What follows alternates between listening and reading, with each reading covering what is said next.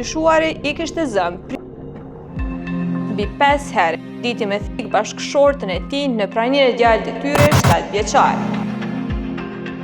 33 vjeçari kosovar dje në mes të ditës në minitë të Gjermanisë mbi 5 herë, goditi me thik bashkëshortën e tij në praninë e djalit të tyre 7 vjeçar. Burri me inicialet S.K. pas nuk u largua nga vendi ngjarjes, por qëndroi aty dhe fliste në telefon, teksa gruaja e tij ishte në gjendje kritike.